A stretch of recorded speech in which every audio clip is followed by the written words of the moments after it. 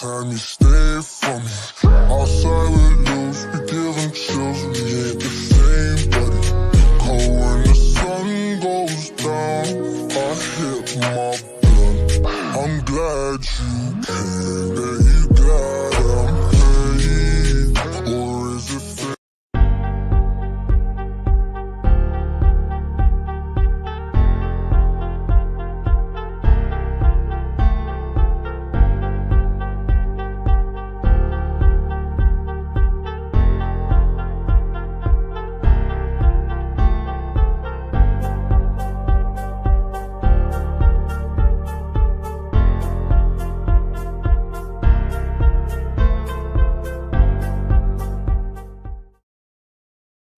Yes, hello people, welcome back to another stream on DJ SINCLAIRO. It's going to be a big stream today. It is a Game Week 2 review. Obviously, we're previewing the Liverpool game today as well. And we've got a lot of guests with me today. One is going to be late as well, return of a special guest as well. And also, by the way, guys, check out my latest video, Bullet Train review. We'll get that. If that video gets 10 likes, we're going to do another review. But yeah, big stream today. A lot of guests for Arsenal fans and also 4 different countries as well. And someone will be making their debut on the channel today as well. But let's introduce the Arsenal fans first. So my first guest, he is a DJ. He's recently been hosting Arrest Talks Football as well. That he's a co-host there, and yeah, good friend as well. He's a regular on the show. He's an Arsenal fan. Is Elliot Eke DJ Creaty? Big up. Yes. So obviously we'll be talking about the Arsenal game in a bit as well. But let me introduce my third Arsenal fan, and he has appeared on Arrest Talks Football as well, and he's become quite a recent regular. I know him in real life. He's a good friend of mine. It is Arsenal fan Joel. Hello, Joel. You all right? Hello. Yeah. Next, let's introduce. He's a new guest today. He's making his debut. He's an Arsenal fan. He's been on a few other channels as well. Our final Arsenal fan today. I promise there's no more unless someone joins. But it is Manny. Big up, Manny. Welcome to the channel. Thanks, mate. Good to be on here. And DJ, good to see you. Joel, nice to see you as well. Hello. Yeah. So and then our final guest today, all the way from South Africa. And by the way, Manny's all the way from India as well, so international. But all the way from South Africa, you may know him as Coach's Corner as well. Chelsea fan is Hanno, aka Coach's Corner. Big up. Yeah. Welcome everyone. So yeah, it's going to be a good stream. You guys know why I am surrounded by 4 Africans, so if I call for backup, you guys know why. Yeah, but yeah, guys, Arrest will be joining us later. Obviously, Man United fans. He's making his return. I think he's been gone for 3 weeks now, but he'll be coming back. It'll be good to see him. But yeah, we're going to be reviewing the 9 games that are on the weekend, including the Arsenal game, which we can do player ratings for. We'll probably wait for Arrest to talk about the United game, then with Hannah, we'll talk about the Chelsea draw as well. But yeah, it's interesting weekend. Obviously, some surprising results and stuff. And at the end, we'll be doing stuff like flop of the week and stuff. But Elliot will also have to be leaving a bit early as well, so that's fine. But if you guys want to join, I might put the link in if someone leaves. Maybe if Elliot leaves, someone can join for the last 15 minutes or whatever. But yeah, let's get straight into it. No, last week the first game was Arsenal, but this week the first game was Aston Villa against Everton. 12:30 kickoff on BT Sport. I actually got to watch a bit of this game. It was a decent game. Obviously, the first goal was a disallowed goal for Everton, and then Ings scored, and then they scored again, and then stupidly Dinge scored an own goal. Bad for my fantasy team, but we won't talk about that. But yeah, 2-1 to both teams, obviously on the back of a loss. Everton lost to Chelsea, and Aston Villa lost to Bournemouth as well. But overall, 3 points for Villa, good result. I think that Everton are definitely in the relegation battle now. But let's get your guys' thoughts on this game now. Elliot, what's your thoughts on Aston Villa 2, Everton 1? Yes, good result for Villa. I thought they were going to win this game, to be fair. Everton just aren't looking that good this season. So yeah, not shocked there, but yeah, good win for Villa. Manny, Dave, on the channel, I haven't heard from you. What's your results on thoughts on Aston Villa 2, Everton 1? What's your thoughts on that? As expected, really. I mean, I had Aston Villa winning by a tight 1-0 scoreline, and it would have been a clean sheet had it not been for Digne. So however angry you might be feeling, Ollie, I would imagine that Emi Martinez would be feeling a lot angrier. Yeah. Actually, he isn't. He wasn't really. He was a team man. And it's an interesting coincidence that when Digne was at Everton, he once scored an own goal for Aston Villa. So it's like history repeating itself, albeit in the opposite direction. But it was expected. I mean, the team needed a response from the shock loss to Bournemouth. And whatever feud there might perhaps have been between Gerrard and Mings, I'm glad that it seems to have been resolved because I think you can agree with me that when Mings came back into the team, he actually made the difference defensively. I believe he had a last-ditch tackle or a goal line clearance, if I'm not wrong, either one of the two. Yeah.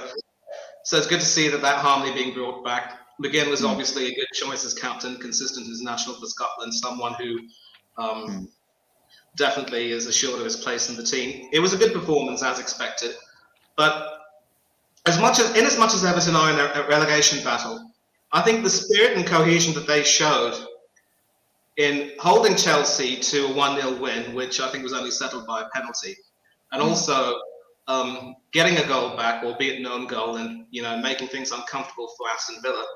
There is something about them that should enable them to stay up. Their biggest problem is they need a striker. They haven't scored a single goal. Aside from that Digne own goal, which wasn't even theirs. Yeah. So if they get a striker, I mean, with Calvert-Lewin being injured, they need a striker. But if they can get a decent one, someone who knows how to find the back of the net, someone who can definitely pump in a few when needed, they'll be fine. I have them staying up. I do like the job that Frank Lampard has been able to do. He's made Everton hard to beat. Defensively, they're quite strong. They just need a striker. They'll be fine. Yeah, Hanno, what's your thoughts on the Aston Villa game? So, Aston Villa, I'm very angry at you because I wanted the 1-1 and you decided to score 2 goals for once. Why? But Everton, they look good against a team like Aston Villa that is also going to be in the table, not top 10 because Silentero is here, right? Both managers are very bad, but both are equal level. So Aston Villa, they get good first points on the board. Everton, they're definitely going to be there, but luckily they're not rock bottom. Another team is rock bottom. Yeah. Yeah, and finally, Joel, what are your thoughts on the Aston Villa Everton game? I mean, it's not really a shock. I predicted 2-1 Aston Villa, so I got it right. But I mean, Everton don't look very strong at the moment. They look serious contenders to go down. They're still on this form. I can see them staying up because they've got some good players, but it's just they're not getting results. But yeah, it was. I watched it. It was a good game. Bad own goal, but there were. What was the own goal like? Well, I don't know how to describe it. Oh. But like, yeah, it was good. It was a good game, but yeah. Yeah. So yeah, 3 points for Aston Villa first game. Obviously, I did watch a bit, but yeah, we'll move on now to the 3 o'clock kickoffs on the Saturday. That was the early kickoff. We got to talk about this game. Another big W for Arsenal. Jesus finally scoring 2 goals and 2 assists as well. Martinelli and Xhaka with the other goals, and obviously a bit unfortunate concede. Obviously the own goal from Saliba as well, and the goal from Maddison. We'll talk to the Arsenal fans, then we'll talk to Hanno, and then obviously we might do player ratings as well. Get through that quickly before we get onto the other games. And obviously, we'll talk about the United game before Arrest joins. We'll talk about it after when he joins. Sorry. So we'll get through these one. We'll get through this one slowly, and then we'll go through the other ones. But we'll start with Joel. So obviously, good win. What are your thoughts on this game? Yeah, great win. I sort of expected us to score around 3-4 goals. I could just see it. Jesus obviously getting 2 goals, 2 assists. He's on form right now. I was going to captain him in my fantasy team, but I chose Haaland instead. But I was actually considering triple captaining him because I had a feeling he was going to score quite a few. But yeah, it was a good game. I've managed to find a stream, so I watched it. Xhaka, and obviously apart from Jesus, Xhaka was man of the match in my opinion. He was very good. But yeah, it's a good game. Yeah. We'll move on to you, Manny. Obviously, a good win for Arsenal. What's your thoughts on this game? Ollie, it's another case, just like the Crystal Palace game, of Arsenal dominating, having their dominance rewarded, but still not being able to keep their foot on the pedal or the jugular long enough to prevent Leicester from coming back in. Now, Leicester have had their problems this season with the transfer market. They haven't brought many players, and there's still this will it, won't it happen with regard to Tielemans possibly joining us. But they're a team of spirit. Ever since they came back to the Premiership and went on to win the Premiership and then do all these good things under Ranieri, Shakespeare, and now Rodgers, their spirit has always shone through, and their recruitment has always been good. And I knew that despite not being able to recruit many people, they had a lot of good youngsters, like Dewsbury Hall, Justin, and a few others who would stamp their mark on the game and say, we're not going to lose to you without a fight. And it transpired. The own goal was definitely very unfortunate. I would definitely put that down to poor defending from Ben White. And also, with regard to Ramsdale, yes, he is a good shot stopper, but there are still some basic deficiencies to his game. His decision-making is quite poor. He's still not very commanding on crosses. And the way he was beaten at his near post by that James Maddison shot, with the ball going right through his legs, I mean, as a goalkeeper, I was a goalkeeper in my youth. You definitely do not want to have a situation where you can't see my legs, obviously, but just imagine you're crouching and your legs are that too far apart. You give your opponent effectively a target saying, hit as hard as you can, shoot through here. You ideally want to have your legs shoulder width apart, yeah? That gives you enough stability to be able to move rather effectively. So that was another mistake on his part, and that's why if we're doing player ratings, I wouldn't give him any higher than 6. And those are the small things that sometimes we'll get on to the player ratings, by the way. We'll get on to that, but yeah. Yeah, we're going to do that, I know. But yeah. I'm just giving you my ratings now for Ramsdale. I'm not going to go to the others. But it's those small things which sometimes make big differences, and especially against more accomplished teams like Manchester City or Liverpool, they're going to make very big differences. So yes, we can be happy with the wins. We've scored 6 goals. Jesus is quality, definitely man of the match. 2 goals, 2 assists. What could be better? Yeah. But the question is answered. What could be better is more concentration from the back four and making sure you do your best to keep up that intensity. Yeah. And Leicester had some openings. The way Justin and Dewsbury Hall and Maddison and company were running down that left wing, Ben White looked really uncomfortable. And hopefully once Takahiro Tomiyasu is fit, he'll come straight back into the team, and this experiment of playing Ben White as a right back will be at its end, because we've got 2 established centre-backs now in Saliba and Gabriel. And we just need to dominate a lot more. We just need to make sure that we don't let up that intensity, because we have a soft centre back in the defence. Once you go back, you penetrate that centre. That has to be solidified. And even if we might not end up getting Tielemans, I actually wouldn't mind getting a stronger CDM in the mould of a Partey, who can at least hold everything together and enable the flair players to do their thing. So, happy with the result. Overall performance was satisfactory without being absolutely magnificent. We still need to do better, and let's not start gassing up the team based on these 2 games. Yeah? Yeah. And then obviously final Arsenal fan, Elliot, thoughts on the game. Obviously 2 wins out of 2 now. We don't get, obviously, as you said, too excited. Obviously, we still got a whole season ahead of us. But yeah, let's just get your thoughts on the game. Then we'll move to Hannah and then obviously player ratings after that as well. Yeah, so obviously I saw the highlights of the game and I thought all the goals we scored looked really good. And then obviously Jesus, wow, what a game he's had. But again, like, the defence is still not 100% yet. Obviously, I know we're playing Ben White right back, which probably isn't his best position.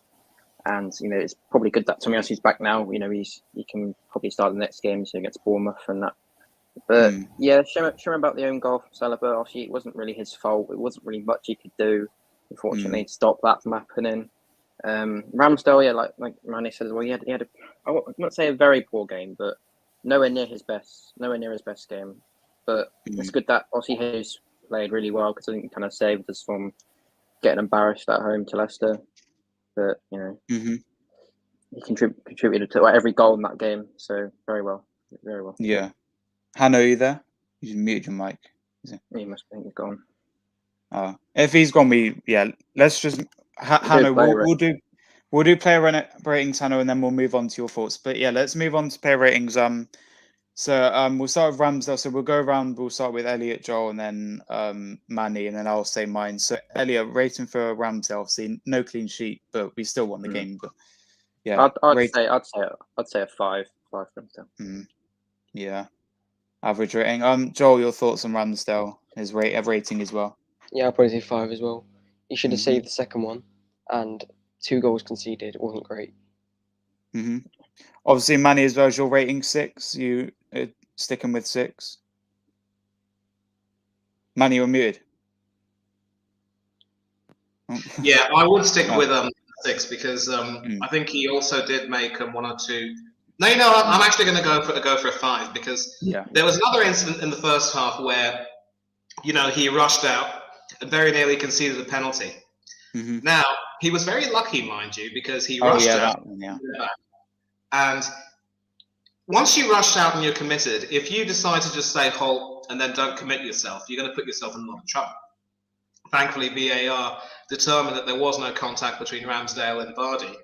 But that was another example of how you do not want to do that. Ideally, if there was a defender on Vardy's tail, it might have been Gabriel, I think. I'm not too sure.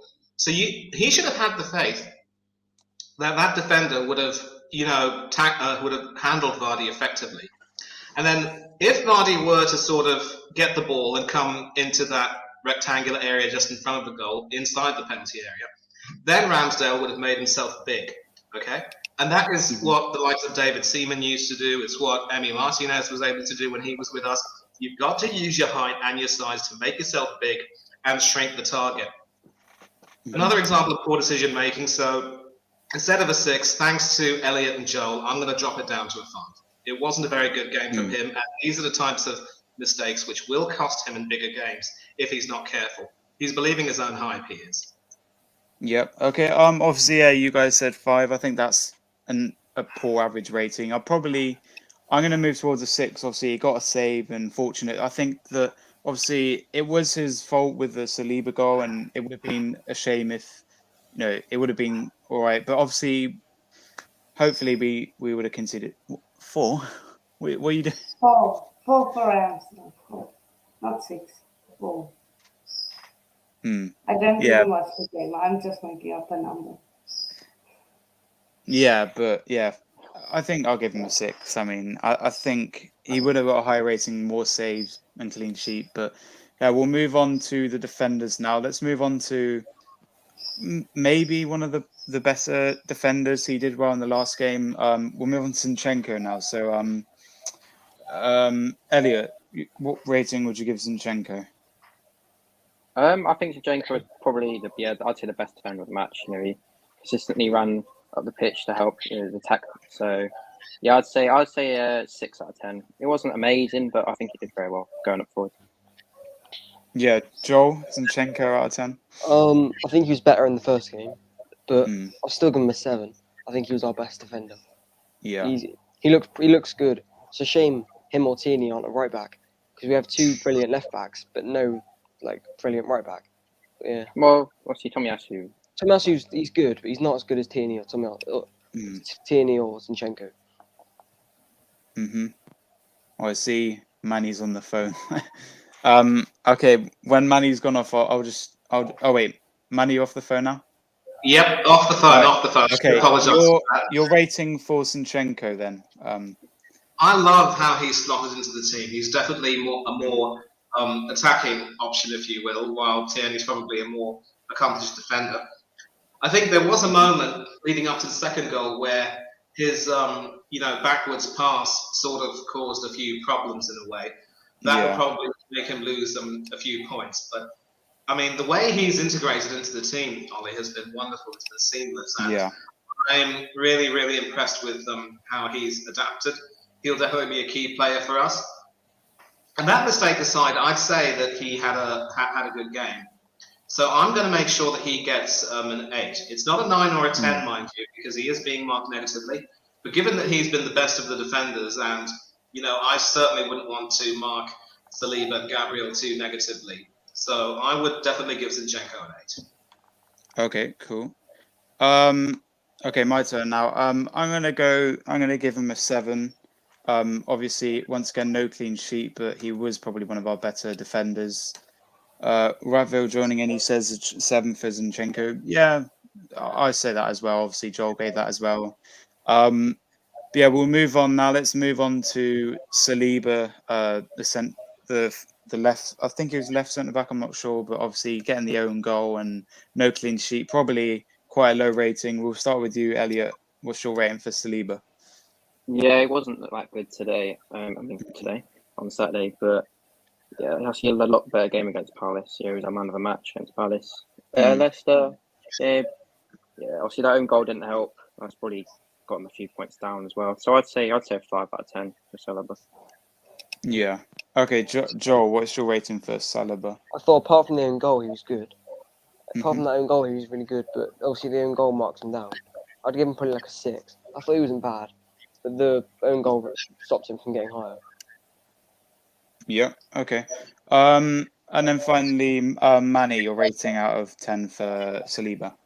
He deserves a 7, in my opinion, and that was one of the reasons why I wanted to give Zinchenko that 8 if he was the best of the defenders. Because, the own goal was very unfortunate, but I often look at that own goal and similar other own goals and say, he can't be blamed really, because it was a mark of his own energy really that he had to be back there to try to deal with. I think it was Vardy again. I'm not too sure. It must have been Vardy. And obviously, when he's in that positioning he's in, he did try his best to head it away, but maybe his body wasn't in that cooperative enough a position to sort of help him do that, and he ended up just heading it.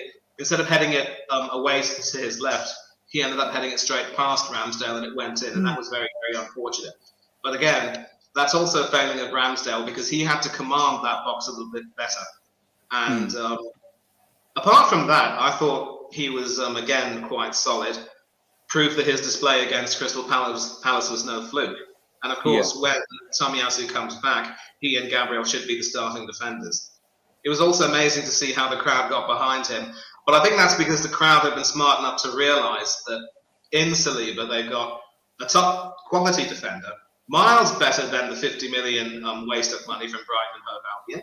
Yeah. And, they've missed him for the past 1 or 2 seasons, and they're glad to have him back. And they're right behind him. So I'm not going to credit Arteta for this. Arteta did his best to undermine him, and yet it's a testament to the man how strongly he's come back. 7 for me, 7. He was fine in the game, in my opinion. He did everything he had to do. I don't believe he was caught out. I certainly don't believe his display was the worst of the defenders today. No. 7 for me. Okay, yeah. I'm going to go with a 6. I would have given him higher without their own goal. And as Manny kind of explained a bit there, it wasn't really his fault. It was headed towards him from the Leicester player. And then obviously I think he was aiming to clear it for a corner. And obviously, unfortunately, it was his own goal. But yeah, I'll give him a 6. And I think that's an average rating for me. I think, obviously, I said if he would have got higher in a clean sheet without the own goal, I think that would have been more. But yeah, 6 for me. Let's move on to the next centre back, which is Gabriel. Elliot, we'll start with you, Gabriel. What's your rating out of 10 for him and thoughts? Yeah, like I said, really, neither of them really had their greatest game. Obviously, Gabriel wasn't that decent against Palace either. So I'd say another fairly average performance from him. I'll give him a 5 as well. Mm-hmm. He's been a bit quiet recently, but I'm sure he'll build himself up, just like Saliba as well after that game. But yeah. Yeah. Joel, your rating for Gabriel? I'll probably give him a 5. It's just a bit average. It wasn't great, but he wasn't awful. I don't really notice too much of him, but yeah, he was just a bit average. It's probably like a 5. Yeah, and then Manny, what would you rate Gabriel out of 10? Hard to say. I'll probably give him a 6 because Probably wasn't his best game given his experience, but probably not his worst either. And I think maybe for the fourth goal, he might have been a part of that, that little mix-up there. But I certainly wouldn't say that his performance that his credit takes a huge knock because of that.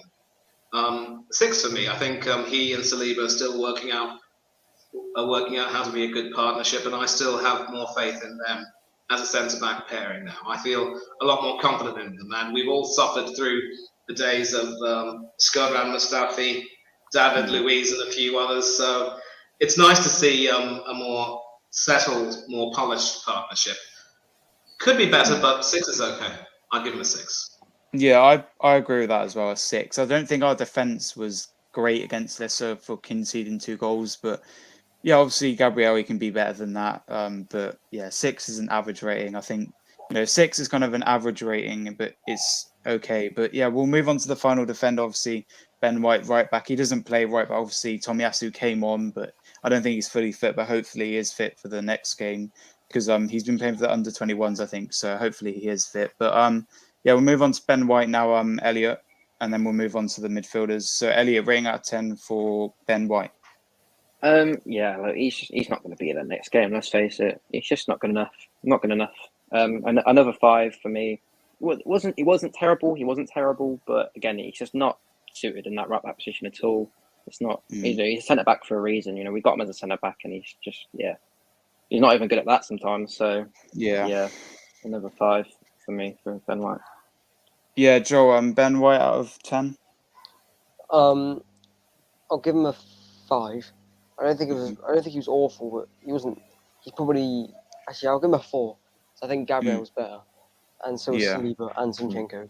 But he's not awful centre back, but he's not an awful centre back. He's good for cover if Saliba or Gabriel are out for a game, or in Europa League if we need to mix the team around. But he's not good enough to start every week in the Prem. If we want to get to where we want to be, he's not good enough. But, yeah. Yeah, and then Manu, rating out of 10 for Gabriel. Oh, sorry, no, Gabriel. Ben White. Ben White. Yeah, Ben White. Yeah, 5 for me. Yeah, 5. He wasn't awful, as people have said, but it's another crystal clear reminder that he simply isn't, suited to playing as a right back. A big complaint against Crystal Palace was that, instead of staying in his lane, he often, drifted all the way to the left, and you wondered what the heck he was doing over there. And the reason why I can't rate him very highly is because he was run ragged in many ways by James Justin. You could see how often they would fire up the left flank, that left wing, and White simply wasn't able to cope with that. And that's another reason why you cannot aim to put a square peg in a round hole just for the sake of putting out 11. I would blame Arteta for that, because if he had any sense in the transfer window, he would have looked that situation right. He had a situation where our occasional club captain Hector Bellerin was on his way out, and yet that got dragged until the beginning of the season. He doesn't rate Cedric Suarez. He's let Pablo Mari go to Monza on loan. So if is Suarez that bad that a centre back has to be picked in the team before him? Why would you even keep Suarez in the first place? He should have gotten someone like Jed Spence, who is now at Tottenham, or Aaron Hickey, who is now at Brentford. We could have had either of those two. And he dawdled so long that we ended up losing both of them.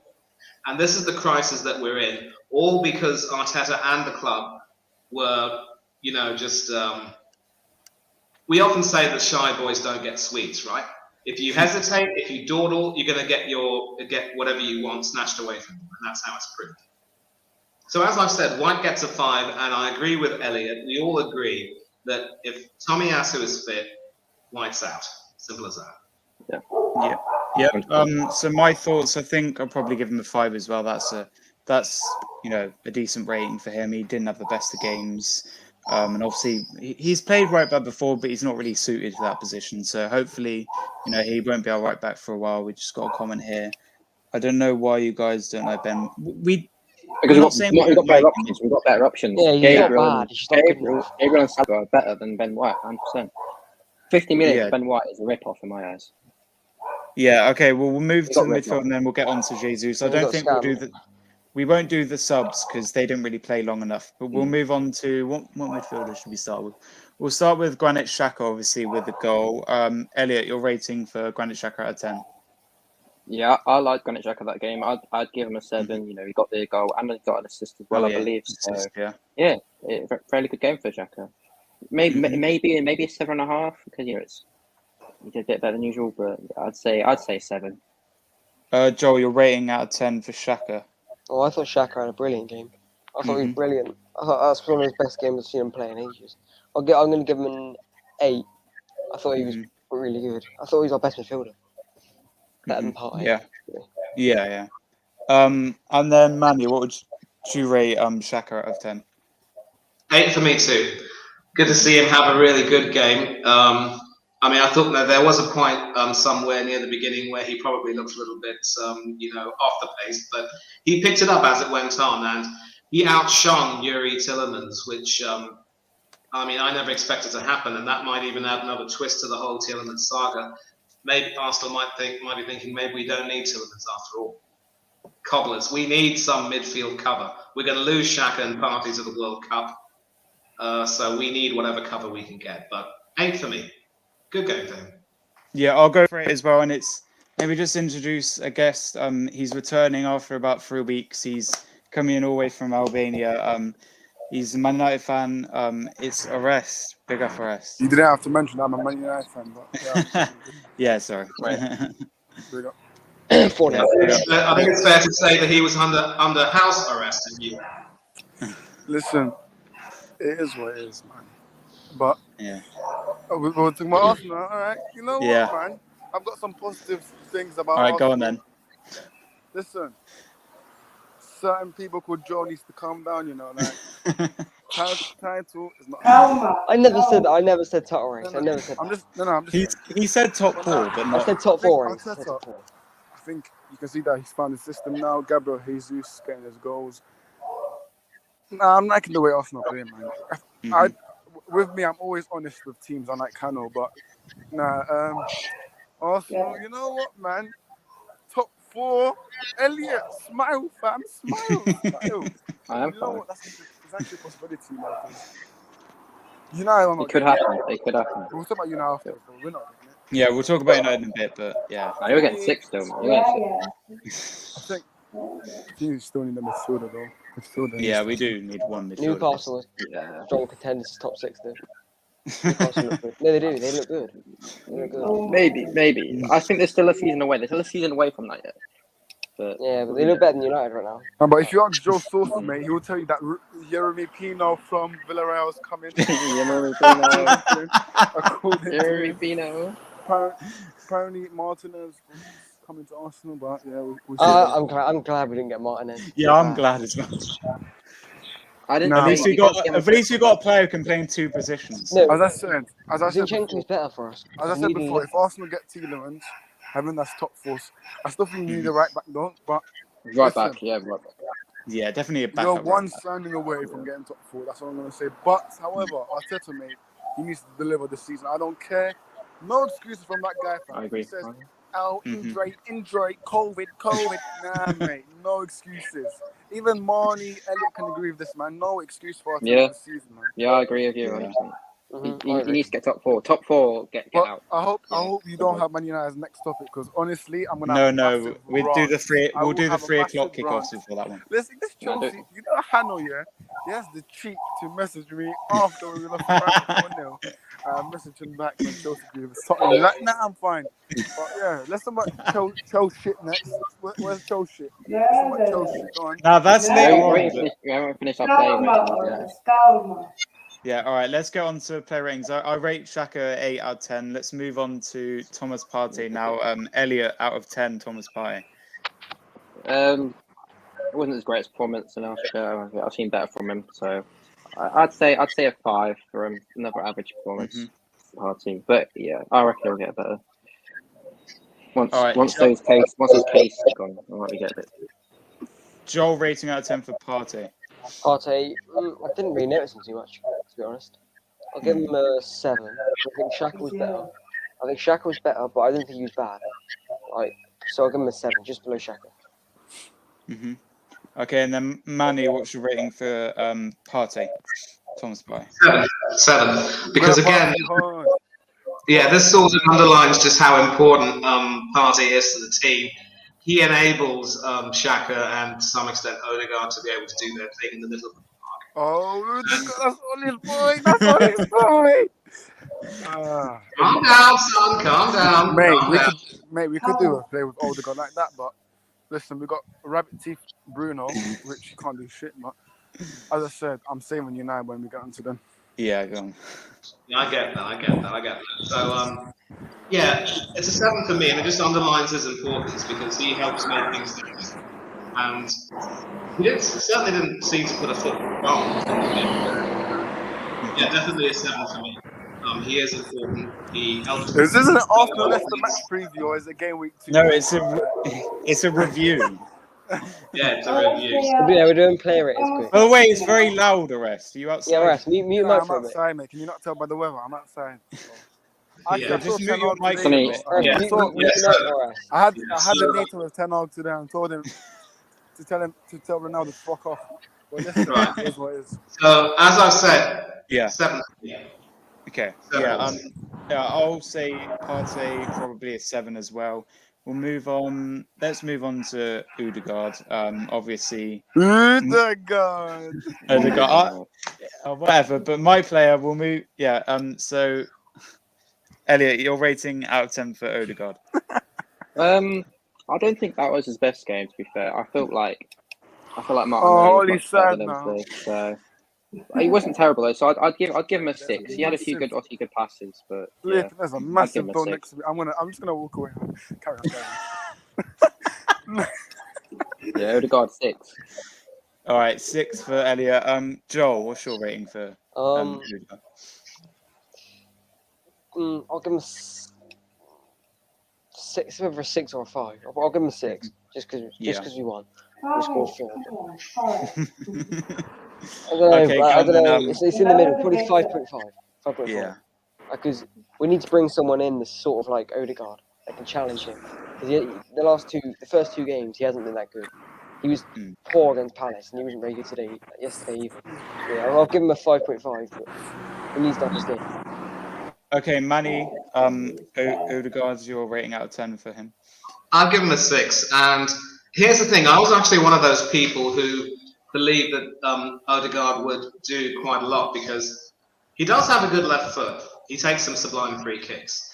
He does have some good touches and some good passes. And I thought, giving him the captaincy would be a way of making sure that he would be brought more into the game. But I think you might remember, Ollie, we had a podcast with Orest and his channel.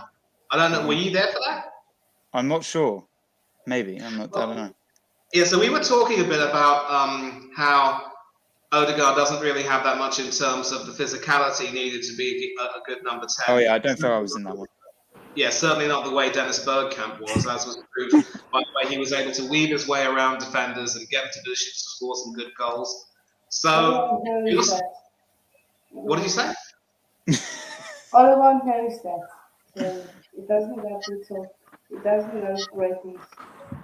I think with Odegaard, I think he needs to turn up this season to give chances to Gabriel Jesus. But with me and Odegaard, I've said he's a decent player, but he's this guy. I don't know what shooting and him. I don't know. They don't both work together. So yeah, he's not. He also needs to shoot. But hello, mate. You keep smiling because when we get on to Chelsea, I'm really. I mean, he definitely needs to work on that right foot of his. He definitely needs to work on that right foot of his. Listen, I'm going to be I'm not a Man United fan. In this stream, I'm not a Man United fan. I'm a neutral fan. So he's a neutral. Nice. Okay. I get that. So I'll give him a 6. Definitely, no higher.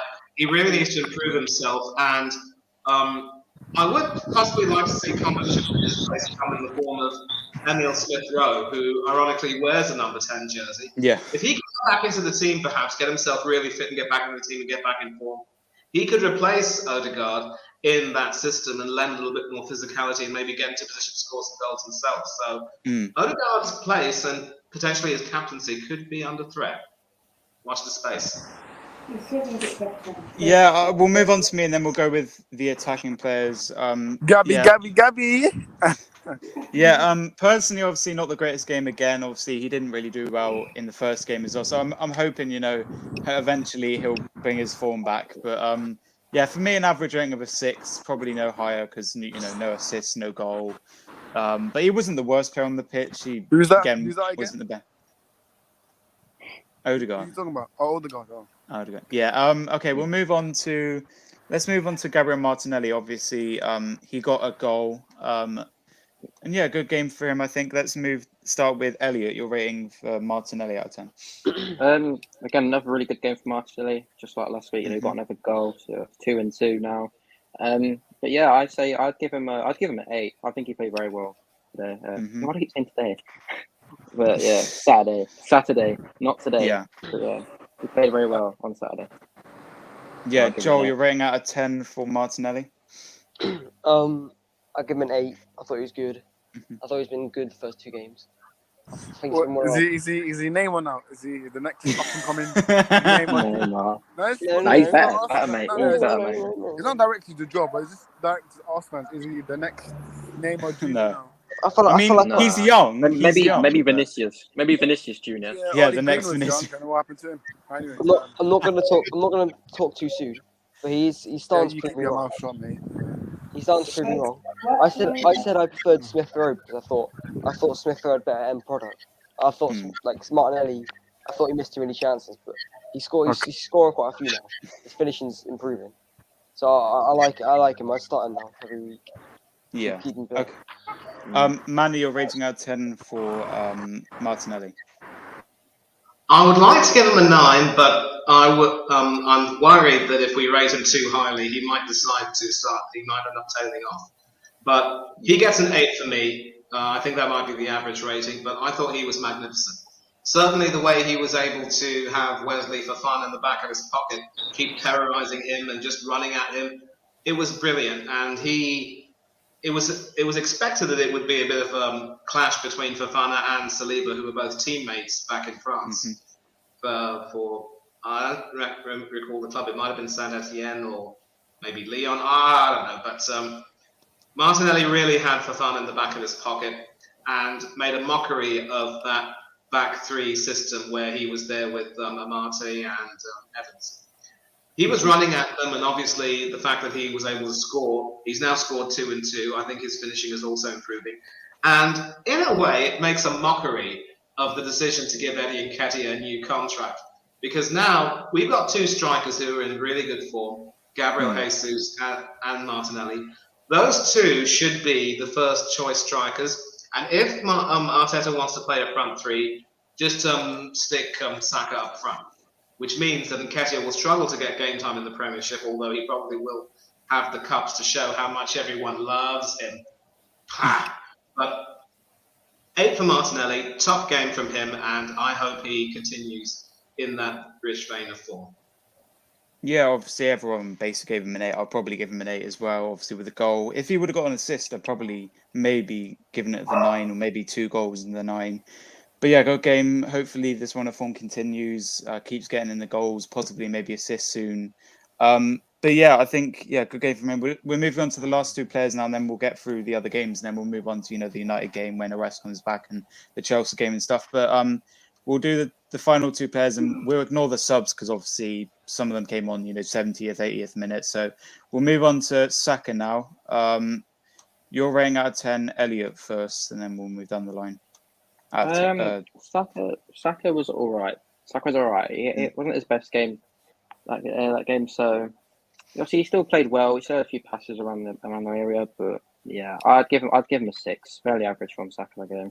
I've seen a lot better from him, but yeah, he'll improve. Yeah. Okay, Joel, out of 10, Saka.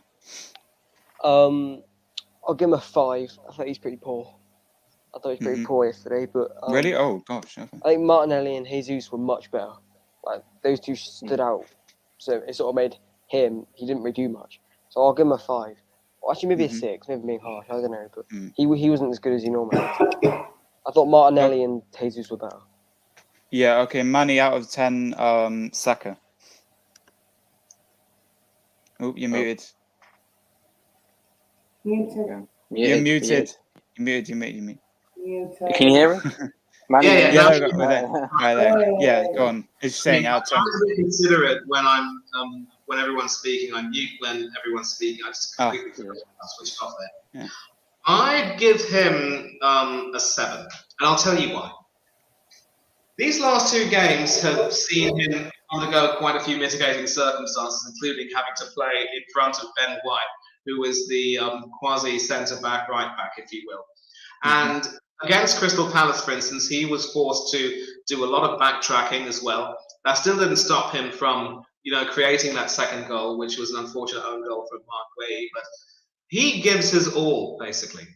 And if Tomiyasu comes back in, a much more accomplished defender, I think Saka won't really have to worry too much about having to, come back and, stretch things. Bear in mind, Saka's left-footed. Not quite incorrigibly left-footed, but he prefers his left foot.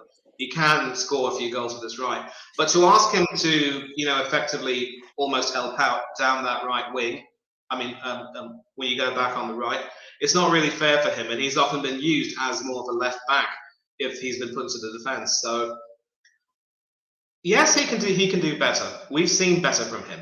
But under those circumstances, I think he has also been an asset for Arteta. He's done quite well.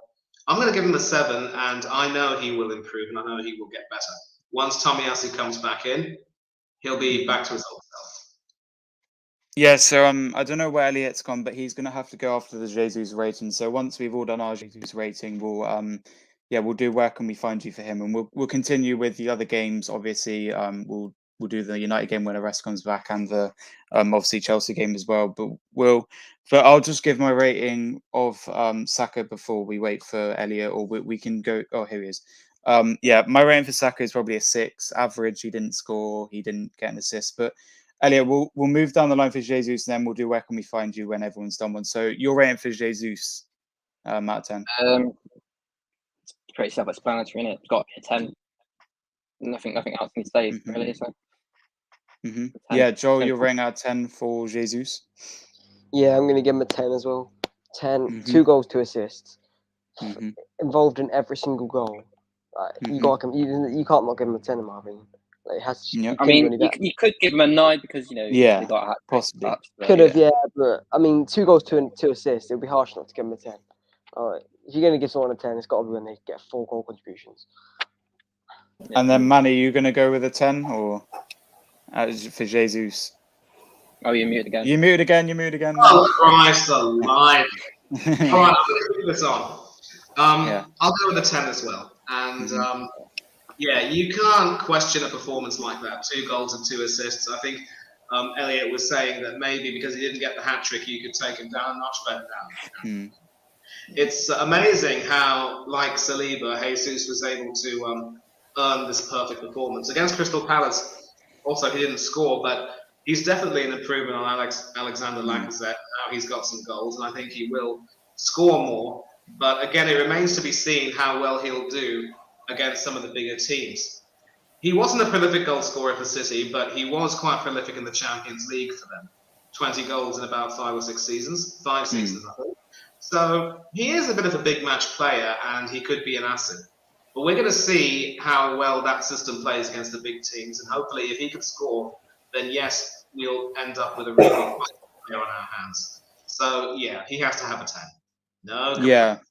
Yeah, for me, I'll go with a 10 as well. 10's all round. You can't give him a 9 because the hat trick you can agree, but he got 2 assists as well. Obviously, got him on the back of my shirt as well. Got to rep that. But yeah, so we'll stop talking about the game. We'll go on to the other 3 o'clock kickoffs. But we've got unfortunately DJ Crazy has to go now. So obviously DJ Crazy, thanks for joining. Give us a shout out to your YouTube and Instagram, and obviously the other socials. Yeah, so my YouTube is like just there, DJ Crazy. And my Instagram is @DJCrate_. So you can go follow me and subscribe to me channel on there. And if you search DJ Crate on most social media platforms, I'll probably be there. So yeah, give us a follow and everything. And yeah, cheers for having me on the stream, Molly. Yeah, big up Elliot. Thanks for joining. As I said, go follow his Instagram and subscribe to his YouTube channel. And if you have any social media, just big up, yeah. But yeah, Elliot will be back. Maybe we might do one next week, so hopefully he'll be joining then. But yeah, big up Elliot. We're just waiting for Arrest to come back as well, but we'll talk about the other games before he joins. But obviously, go follow DJ Craty's Instagram for like personal stuff and stuff like that. DJ Craty _ and go subscribe to his YouTube channel, DJ Craty. That's, wait. That's 40 minutes of my life I won't get back. Talking 40 minutes talking about. All right, sorry, we did player ratings though. We've got 4 people to do player ratings. How do you think it's good? Yeah. All right, let's move on now. So we'll move on to another 3 o'clock kickoff. Southampton 2, Leeds 2. Obviously, with all these games, I couldn't really watch them, so I can't really, we're not going to really talk about them much. But obviously, a draw for these 2 teams, 2 informed teams, really, 2 teams that I'm also favouring for relegation. Southampton possibly, lower down in the table, surviving, and then Leeds, probably one of the teams I'd like to get relegated. But we'll go on quickly with all everyone in the panel. Joel, first of all, your thoughts on Leeds 2, Southampton 2? I think obviously it's a good game, 2-2. I think I predicted 2-2. No, not 2-2. I think I predicted a draw. I'll check now. Yeah, I predicted 1-1. So I got it right. I expected it to be a draw. 2 teams that are most likely going to be battling out for relegation. I thought Leeds would get relegated, but they have surprised me a little bit. They got a win and a draw in their first 2 games. But yeah, so it was a good game, 2-2, obviously. A lot of goals. Yeah, Manny, what's your thoughts on this game? Leeds have surprised me. I mean, from their 2-1 win over Wolves to this performance right now, they probably will feel they should have won, but it's amazing to see how they've been able to recover, as I've said in a few other podcasts, from the sales of both Rafinha and Calvin Phillips. Yes, they've spent quite a bit as well, but I think Jesse Marsch does seem to have something good going over there, and Leeds probably could end up doing fine. I actually had them being relegated in the 18th position after a tough fight, but if they can show these types of performances, I think they could surprise a few teams and maybe end up staying up. A lot of these teams, Ollie, who we thought would be there or thereabouts for relegation, have actually showed a great deal of commendable spirit. And even Southampton, who were creamed at White Hart Lane, I think they came back here. They recovered quite well. That triple substitution that Hasenhüttl made proved decisive. And I mean, Southampton still might look to be in a little bit of trouble, but again, we can't just write them off. And they all, if they sort out their issues as well, they could do fine. But they do still have some work to do, Saints. Yeah, Hannah, we'll move to you now. Obviously, you've been a bit quiet. Sorry about wasting your time with the Arsenal game. But your thoughts on the Southampton Leeds game, the draw? I'm actually surprised both teams scored 2 goals. I couldn't expect. They had England, Southampton, of course, got battered by the team that went to top 4 in Tottenham. No, not Tottenham, Spurs. And Leeds scored 2 goals. Well done. I think if Rice is back. both of these teams get points, it's going to be against their rivals for relegation or justify relegation. So good points for both teams. And good way to get for Leeds to get more points. Yeah, Oresti there? Yeah. Yeah, so your thoughts on this game, Southampton 2, Leeds 2, obviously both teams getting a point. I mean, did you expect this? Did you expect to be a draw, or did you expect any team to win? I thought Leeds were going to win this because Southampton, they don't look good this season, but I mean, a point is a point, but I don't know. I don't think Southampton fans will accept this, but yeah, man, I'm surprised how bad Southampton are this season, to be fair, but I still expect them to stay up, but for me, Leeds, that's a good result for Leeds fans, so yeah, man. good result for them. Yeah, so a lot of draws in the 3 o'clock kickoff. We'll move to another one now. Wolves 0, Fulham 0. Obviously, Fulham with a good draw against Liverpool, drawing again. And not sure, did Wolves win their first game or did they lose? I'm not They sure. No, they lost. lost the Leeds. Leeds. They lost the lost, Leeds. yeah. So obviously, I think there was a saved penalty in this game as well from Sarr. So he had a good game. Yeah, Mitrovic shaved penalty, but yeah, it's a bit of a boring game. We'll go with you, Joel, first. Your thoughts on the Wolves 0, Fulham 0? Hello, Joel. Oh, his mic's muted. Oh, he's watching AFTV. No, I predicted 1-0 Fulham. So if they just scored that penalty, then I would have been right, perfectly right. But yeah, probably. I didn't see it because it wasn't on TV. But a bit of a boring game. It's 0-0.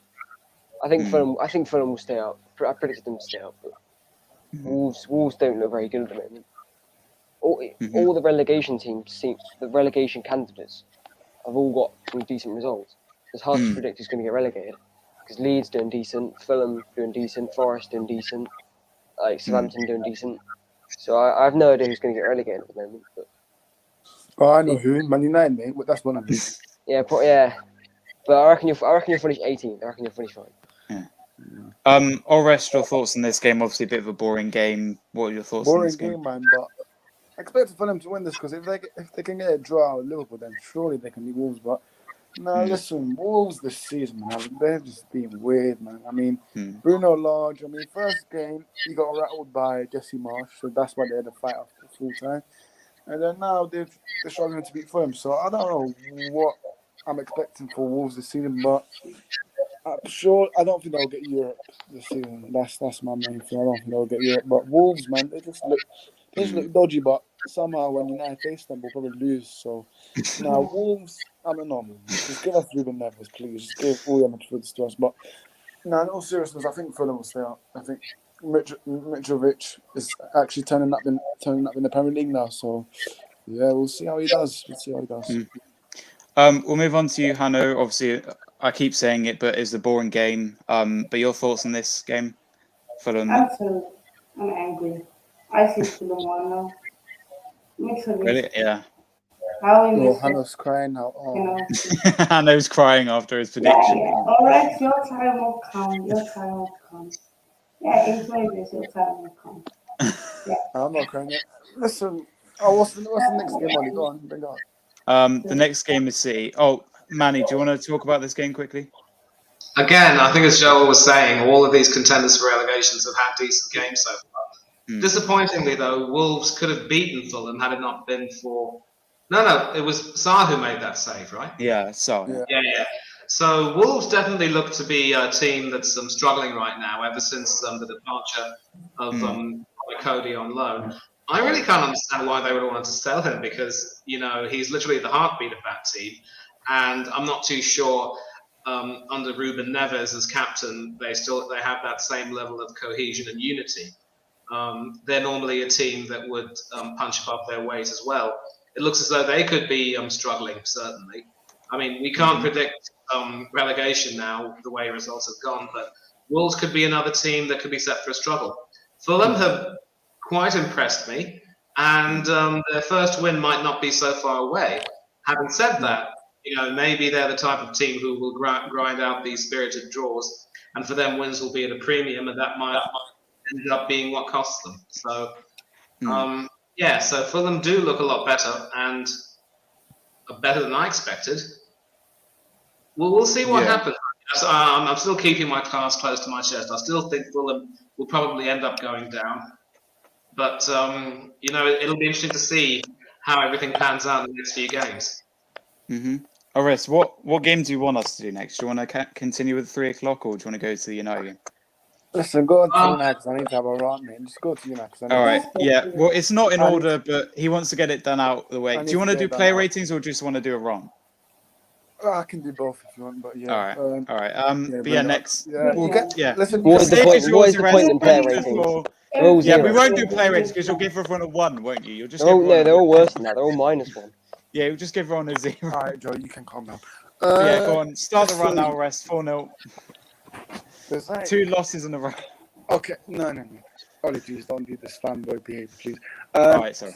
Yeah, after this loss, yeah, I was getting 12-year-olds, 10-year-olds, little kids messaging me saying 10 on this, 10 on this. Mate, well, people don't understand this. It's gonna Hannah, what are you doing? What's he Oh. doing? Oh, Joel's Joel's gone. gone. What's Joel? Yeah. As I said, this Yeah, is a project, and Ten Hag, a coach, cannot do magic in one season. So, listen, I'm not worried, man. I know. Listen, it's fair play to Brentford, man. Even though they lost Ericsson, they still outperformed us. Listen, we've got some players. I'm gonna mention them, don't worry, but listen, they're not good enough. Luke Shaw is not good enough. Rashford is not good enough. Fred and Ericsson both don't work. But I rate Fred, but Fred and Ericsson do not work. I don't know what Ten Hag thinks to play Ericsson as a DM because he cannot play that, mate. You shouldn't have. Listen, he almost died last time, mate. You shouldn't have died him again. Listen, he cannot play DM. I think he knows that he wants Frankie De Jong, so he's just experimenting with these players. But listen, I'm seeing people make fun of Martinez now. Like, come on, man. It's 2 games. I'm back, Martinez. Okay, Hannah, shush. Let me speak. No, Martinez for me, he needs time to settle in because, mate, coming from the Dutch league to Premier League, it ain't easy. As Saeed says, it ain't easy. But for me, we got Liverpool next. Yeah. Am I gonna watch that? Maybe. No. If I. But listen, I feel bad for Ten Hag, man. We haven't backed him yet. I know people are saying we have, but we haven't really. If you think about it, we didn't get De Jong, we didn't get Anthony, we didn't get his priority. His priority signing was during Timber, and we didn't get it. So for me, we still need players before the transfer window ends, and I still think we'll panic buy as always. We'll get Rabiot in, probably get De Jong in, and then we'll probably listen. If we get Icardi or flipping. What's the other strike that we linked with? Icardi and flipping Jamie Vardy. You taking the piss, man? And Brody Thomas. Yeah. Man, I'm done with this club, you know. Jamie Vardy's good. Hannah, you know. Okay, next game. Ollie, you better bring up Chelsea because Hannah, mate, Alright, do go on. this, mate, because bring up Chelsea next. But for me, as I said, terrible performance. We move on, man, and I don't know if you guys seen the report, but players were meant to have the day off on Sunday, but Ten Hag cancelled that and made the players run 13.8 kilometers or something like that. But listen, put me on there, that doesn't matter, mate. I can run 13 kilometers. What does that matter, mate? But listen, Ten Hag has got a lot of huge pressure on him because you know what, these journalists here, they were kind to Ollie, they were kind to our manager, but now when Ten Hag's in, they asked 5 questions about what even about Ronaldo. Tell us the Ronaldo situation. Like honestly, Ten Hag. He's got sick of it. He's getting tired of these Ronaldo questions. And he's even told the journalist, I remember one of his press conferences said, stop talking about Ronaldo because I already talked about him. So I'm not worried at all. I know after Liverpool we got Southampton, then we got the mighty invincible Arsenal, which Joel thinks that. Listen, I'm not worried. There are games that that's not expected to lose, like Brentford.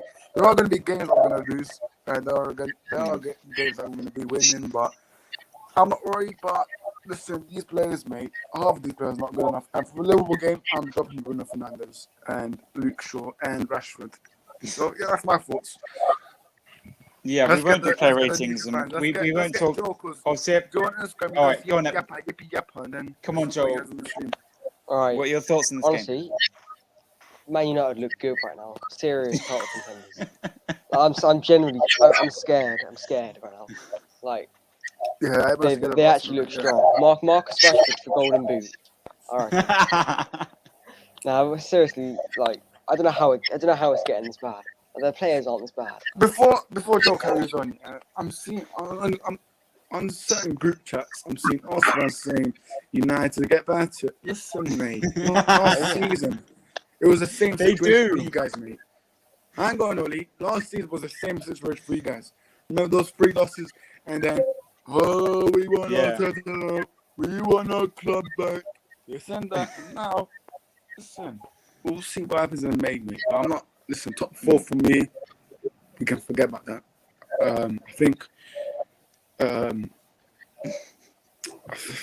I think let's no, I'm not saying Chelsea because they're not finishing the top four. Flipping out, Tottenham. It'll be Tottenham third, fourth. I'll say Arsenal because I'm not saying Chelsea because I fucking hate Chelsea. Actually, I hate both. I hate both of them, but nah, yeah, line. What's that? Done.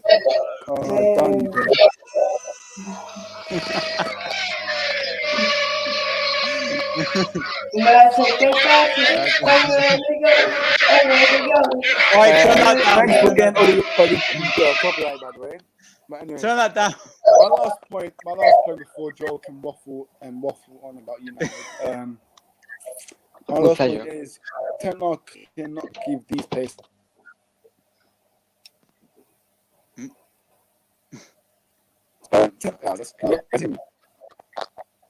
You might cut out. What's going on with your mic arrest? Hang on. Oh. Okay, go on then, Joel. While he's gone. Actually, no. I'll wait for us to get back. Let's wait for us to get back. All right. Manny, while the rest is gone, do you want to get your thoughts on this game, Brentford 4-0? First of all, I once again have to thank Hanno because he had a bit of an impact on me that game, which I won't forget.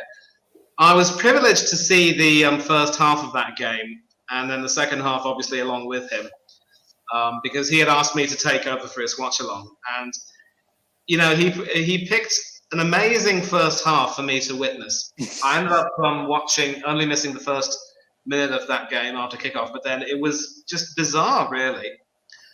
Everything that RS said about Ten Hag's tactics, spot on. Those tactics, betrayed a huge amount of naivety in many ways.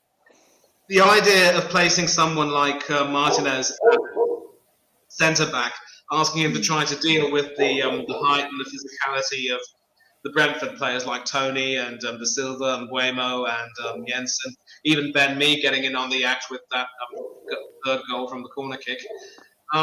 It just didn't seem, sensible. And obviously when Martinez was brought off and Raphael Varane was brought off, it just begs the question, why would you even think of leaving a French international and I think a Champions League and I'm pretty certain World Cup winner on the bench in favour of Martinez? It didn't make any sense.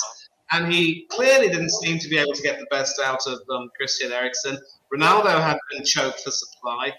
And Brentford were just running at United in such a way that every single Brentford attack, you just believed that they would score. And as bad as we've seen David De Gea play for Manchester United, making a few errors, that game had to be his worst ever in a Manchester United shirt. I think we can all agree on that.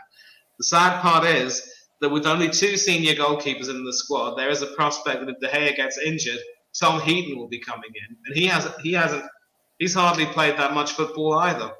So United have problems, and the way that team was set up in the first half, they were lambs to the slaughter. The bees swarmed up all over them and stung them very badly. I know that line is often repeated, but this match does it justice. Second half, he did, to his credit, tighten everything up, but at that time, damage limitation was pretty much, the name of the game. De Gea did make a couple of decent saves, but they were saves that you'd expect him to make. And at least there wasn't that much of a defensive calamity that there was in the first half. But clearly, the match was lost in that half itself. And De Gea has a lot of work to do. Ten Hag has a lot of work to do. Yeah. As Oris has said, they're going through a project right now, and there will be a lot of work that needs to be done. But when you have a situation where there's clearly a lot of acrimony with the whole Ronaldo situation, it cannot be good for the club. If he doesn't want to be there, no matter how good he is, you've got to just consider that maybe it's better to cut your ties with him, cut your losses, if you will. And now they're looking for some decent strikers like Morata and Icardi to try to come in. Desperation times, if you will, but that is what it is. So already now, Ten Hag has to do a lot of patching up. He has to try to salvage a season, and it's going to be difficult for him. Mind you, though, 30 years ago, the Premier League played its first season. That season as well, United lost their first two games, 2-1 away to Sheffield United, 3-0 at home to Everton. So they were bottom of the table then too. We all know what happened. They went on to win. I'm not saying that it will happen again. Far from it, because that class of 1993 would tear this current Manchester United team a new one. Mark my words. But what I'm saying is, again, anything can happen, but De Gea and Ten Hag now has a lot of work to do. And what he did by taking away their day off and asking them to work a little bit harder, I think he's starting to crack down on them and making sure that, that players have got to work with the coach. If they're not willing to do that, then they're going to get their P45. It's as simple as that, really. So he has a lot of work to do, but I think he will, at the end of the season, do a decent job in terms of rebuilding that side. But there's going to be a lot of surgery, a lot of carnage, a lot of anger, bitterness, tears, and so forth. It will be a very long season. And if you're a Manchester United fan like our Albanian friend is, strap on your seatbelt. It'll be a roller coaster. Yeah, we're just waiting for Arrest to come back, guys. I don't know what's going on. I've messaged him, but he hasn't replied. Yeah, I've messaged him as well. Hannah, you're muted. Let's hope that Chelsea. I want to get something. But we want Arrest to batter you. By the way, guys, I'll put the link in the chat because we can. We want Arrest to batter him. More people. Arrest to batter me. He can't batter me. All right, but now let's move on to this. A good win for. Oh, you want to go to the Chelsea game, do you? No. Let's talk about. Yeah. Okay. Obviously, good win for Nottingham Ham Forest. Yeah, I mean, I'm sorry to Forest fans, but I did want West Ham to score because Nico Williams got a clean sheet. But yeah, good win for Forest. Obviously, out of the all relegation teams, I think they're the most favoured to stay up. Now, obviously, Fulham, 2 decent draws, they could possibly be staying up. And, Bournemouth, obviously, unfortunate to lose to City and beating, obviously, they beat Villa. But yeah, I mean, the promotion teams have proven us wrong, I think. And I think if Bournemouth get some more wins on the board, then they could prove them wrong and stay up, luckily. Because I think Fulham will go down, even though they've drawn 2 games. I think they'll go down, and I think it'll be a tight battle between Southampton, Leeds, Everton, all those teams. I think, but yeah, George, you want to talk about this game? Obviously, your dad supports Forest. Good win for them. Yeah, my dad supports Forest, so he was nervous but happy because obviously they've won. They lost to Newcastle last week, and now obviously they've won. So I think they'll stay up quite comfortably. Yeah. But they looked good. They looked like Brennan Johnson looked good. I don't know how to say his name. It's like Awani. Yeah, one. I think it's like Awani. He obviously his goal was a bit fluky, but yeah, obviously they won. So it's all about points. Yeah, I think his name's Awani, but yeah, Manny, do you see Forest staying up? Obviously, a good win for them. Do you see them staying up? Oh, they'll stay up. I've got them comfortably finishing in the certainly in the lower half of the table, but not too far away from that midpoint. They'll comfortably stay up, and they look very, very impressive. Not just Johnson and Williams, the Welsh boys. I'm sure that would make you quite happy, Ollie. Yeah, but also, I still can't get that striker's name. Awani, I think is his name. Awani, I don't know. Awani, yeah, I don't know. Type it like in translate, you probably find out. Yeah, he took his goal very well and was a thorn in the side of the Hammers all game. Henderson had a good game as well. The penalty save was routine, but he also had a really good reflex save from when that free kick hit the crossbar, I think. And I think he proved quite a few critics wrong because obviously the way he left Manchester United to go on loan was not really ideal. He had no business, in my opinion, going to the papers criticising the manager. But I think he was able to put his money where his mouth is, and he looks a really good buy. So does Wayne Hennessy. And I'm a bit worried that... no, you mean Dean Henderson. Yeah? Awani, I think that's how you might say it. Awani. Yeah, Awani. Awani, yeah.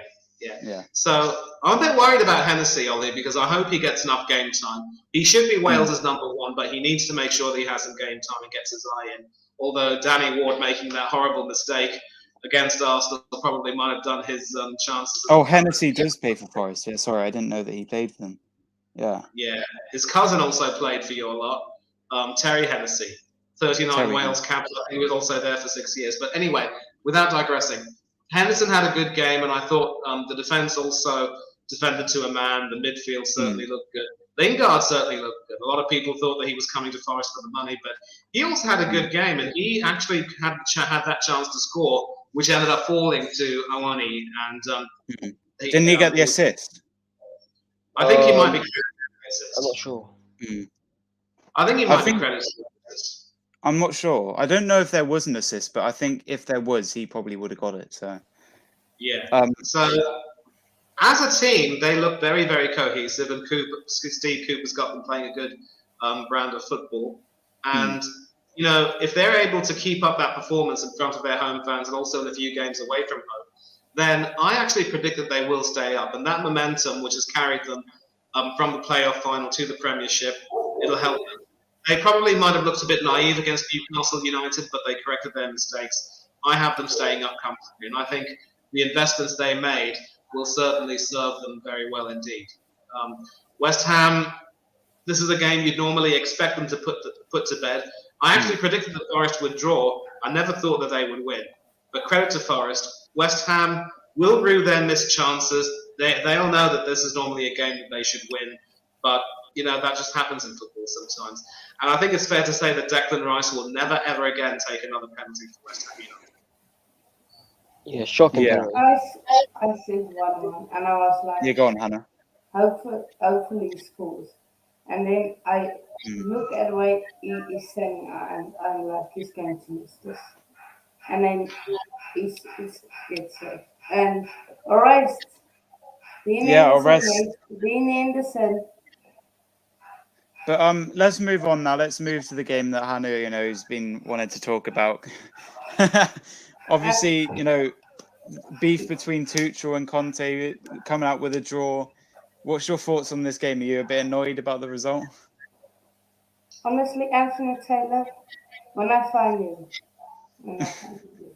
and you see both these hands is going to give you a blue eye, red eye, broken nose, broken heart, broken everything.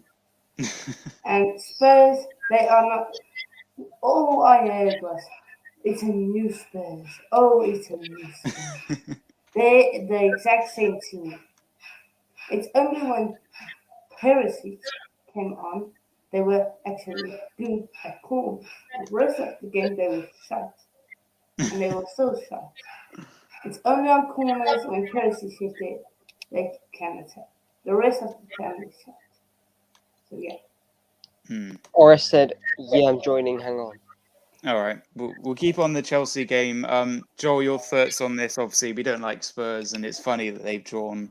I mean, yeah, it would have been nice to see them lose because it's funny, but nah, a draw is perfect for us. Obviously, it's a long way to the end of the season, but if you're thinking like, what would you, as Arsenal fan, what would you rather the score be? You would choose a draw. It doesn't matter too much because it's only the second game, but it is probably the perfect result for us. But Chelsea were robbed, to be fair. Like, yeah, that he pulled Cucurella's hair. And you're not allowed to do that. Yeah, apparently he's going to be penalised for that, wasn't he? I'm not sure whether that should be a red card or not, but it's definitely a foul. It's definitely. Only if I pull your hair down and you fall, is it the foul or not? A foul? No. Yeah, if you pull my hair, yeah, that's a foul. Yeah, okay. And the mad thing is, it's not like he didn't see it. It was in front of him. It's like, Oli is there, and I'm like, yeah. Let me see if I can. I can't believe Tottenham actually scored. Yeah, I can't believe they scored like Conte so and late on. Tuchel. I thought it was 2-1 like full time, and I checked and it was 2-2 full time, and I'm like, oh, why? And But have it. How you missed that? I thought it was a goal. How you missed Koulibaly did well though. Good game for Koulibaly. Koulibaly. Oh, And Reece James. I can't wait to see it play. Gabriel Jesus is going to have a nightmare. No chance. He, He's No. tearing him apart. Thiago Silva and Koulibaly. Oh, good luck, guys. Nah, Koulibaly can go and score a wonder goal. Yeah. I couldn't care less. Jesus just scored a hat trick. Yeah, He Jesus. was. Jesus scored better goal back. Okay, if West comes back, we will talk about this game. Manny, do you want to talk? Do you want to talk about this game? You know, I actually predicted that that it would be a 2-2 draw because neither team would want to lose. Both teams had some pretty decent attacking quality, and it would be a tight, a cagey affair in some ways. So I never thought I'd be grateful to Harry Kane for scoring at the very end, but you know, it is what it is. And I'm not into that. I'm not playing fantasy football, but I'm at least happy that for once my prediction came true. But Chelsea dominated that game. They should have won that game, and I think every Chelsea fan will know that. And my sympathies are with Tuchel's side because, you know, I'm going to give Tottenham some credit for the way they were able to recover and how Conte was able to react to going behind. No, don't give them any credit. They did absolutely nothing. If it wasn't for Anthony Taylor, they wouldn't have scored 2. Okay. No. I mean, I don't want any Spurs credit here. No. Okay. Some things are better left unsaid. I mean, I did say that Chelsea did dominate that game and have the better game for the most part. They should have won. It was just, I think it's fair to say, though, that those 2 Tottenham goals were down to poor defending in many ways. But certainly the refereeing decisions that preceded those decisions did not do anyone any favours. That hair pull on Cucurella was definitely blatant. That should have been, you know, penalised with a free kick. But sadly, it wasn't. And that was an example of how, unlike the Forest-West Ham game where the VAR decision was spot on, this was a terrible mistake. I think retroactively something might happen. But, you know, Chelsea did dominate the game. They were the more likely winners. But you just can't switch off at times. And, you know, when you have a situation where Harry Kane's up in the penalty area, you know that he scores goals in that area with his head from corners. So why was there no marking for him? Reece James's positioning on the goal line can also be considered questionable because with a better positioning, he would have blocked that and hoofed it away. So those little things, again, will end up costing.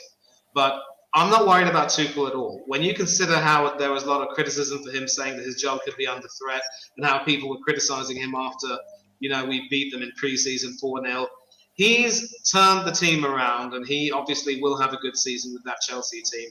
They're still a quality team no matter what. The arrivals of Cucurella and Sterling and 1 or 2 others will certainly strengthen them. Koulibaly, as you've mentioned, has been outstanding. Well taken goal from him, I would say. So Chelsea will do well, and I still definitely have them finishing in the top 4. Tottenham, they will certainly impress this season. I have them finishing in the top 4 as well, above Arsenal. And knowing Conte the way I do, he'll find a way to get some results. But Chelsea should have won this game, and my sympathies are with the Blues. And as for the brawl, Conte started it. His celebrations for that goal, he literally ran right into Tuchel's face. You don't do that. And when you shake hands with a person, you do not just offer your hand and look away. Tuchel shouldn't have grabbed him back, but Conte was disrespectful. Simple as that. And, you know, that is, I'm pretty certain that despite winning the league, about it, it's so funny. Yeah. And so despite having won the league and I think the FA Cup with them, he's now made himself, I wouldn't say persona non grata, but he's lost a few friends among the Chelsea team and the Chelsea board. Wait, who won the league at Chelsea? Conte, he won the Premiership with him. The Premier League? No, he didn't. Yeah. He did. Oh my God. When? He won it with Chelsea then. Yeah. For what season? 16, 17. Let's have a look. After we finished. Oh last yeah. You beat top. Ollie, Yeah. born obviously. All right. We're waiting for a Aristodon. I don't know where he is, but when he joins, we'll go back to the Chelsea he game. told me hang on, but Yeah. ages. He won the Premiership the season after Leicester won that. Obviously, getting Kante in from Chelsea helped. And the following season, he won the FA Cup. So it wasn't a double, but he won those 2 pieces of silverware. And then I think he moved on to... Where did he go to?